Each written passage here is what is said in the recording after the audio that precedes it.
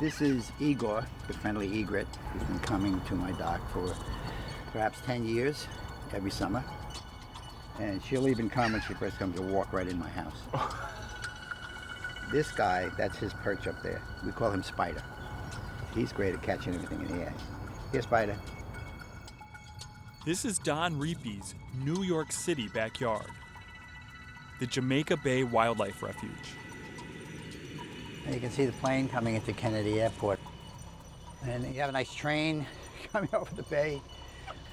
So it's kind of interesting. We have planes, trains, people, birds.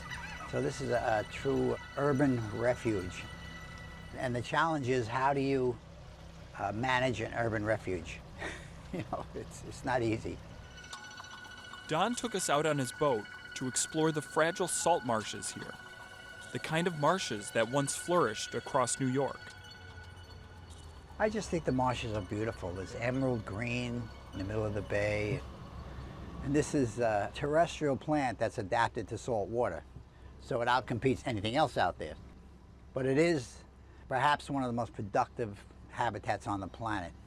All the food it provides to all the bay fish, all the marine life, the crabs, the clams, the mussels, all the birds that feed on them. So we can see some wading birds. A couple of great egrets out there now.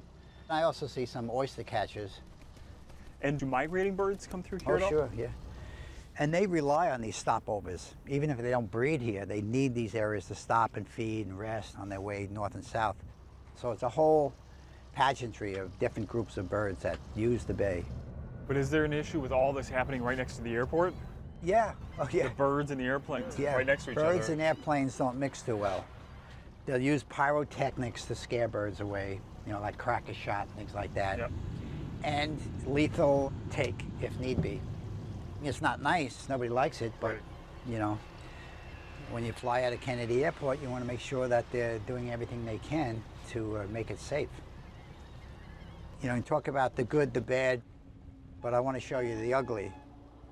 The remnants of industry, of shipyards, marinas, they dumped everything in the water. It's Don's job to keep an eye on this. This is an old barge that just That's left. unbelievable. It's just sitting Yeah. there. He has a job title fit for a superhero, the Jamaica Bay Guardian. My role is to be a watchdog out here, to patrol the bay, let the state know what's happening around the bay, to do environmental programs, educational programs. Over the past 15 years, Don has noticed a troubling trend. The salt marshes here are shrinking. You can see marshes fragmenting out there, the pieces starting to break into little clumps. Yeah. So what are the issues that are threatening the marshes? Well, many of us feel that perhaps the smoking gun is excess nitrogen coming out of the treatment plants, He's talking about sewage treatment plants. because that fuels intense growth of all the algae. It impacts the development of marsh root systems somehow, and the marshes weaken. That's one issue. Mm-hmm. The other issue is sea level rise. Right. The marshes have to keep up with that. So if they're not getting enough sediment on them to keep up with that, they'll be flooded too frequently for too long a period. That may weaken them too. Sea level rise is a very real and present danger here.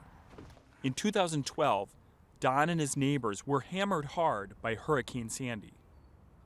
We had over 5 feet of water. You can see the mark up here, close to 6 feet of water up there. The water was standing this high inside your house? Yes. So at the highest tide came in, everything here got trashed.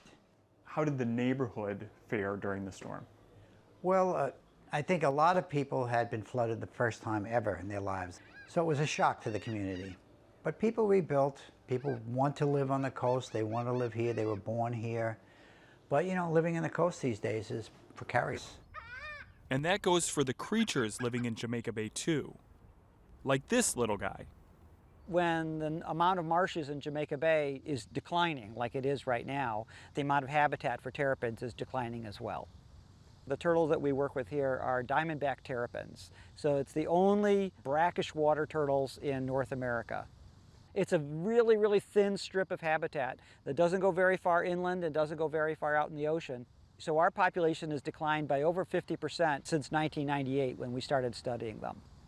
The best thing to do is build marshes. The Marsh Restoration is the best hope for terrapins here. And that's exactly what Don Reapy and others are now doing.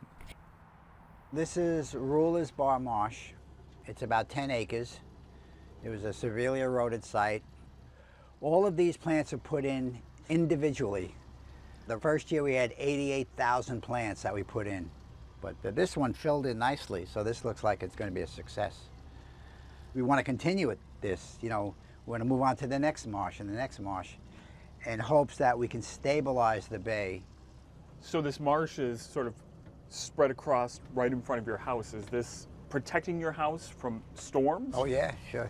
Aside from, you know, great wildlife habitat, marshes also protect the mainland from wave action. So anytime there's a northwest wind coming across the bay, it hits the marsh, breaks up the waves, so the waves don't hit the docks and people's houses. So you have the added benefit. This unlikely confluence of a salt marsh with a city neighborhood and an airport with endangered wildlife might seem unique. But the challenges Don is confronting in Jamaica Bay are becoming increasingly familiar to people around the globe. In some respects, it's a test case. Are we going to be able to live close to nature? Are we going to be able to work with nature instead of constantly trying to overcome it and subdue it? Can we learn to live close to nature and still have a viable city next to a viable salt marsh like this? It's a challenge and we're up to it.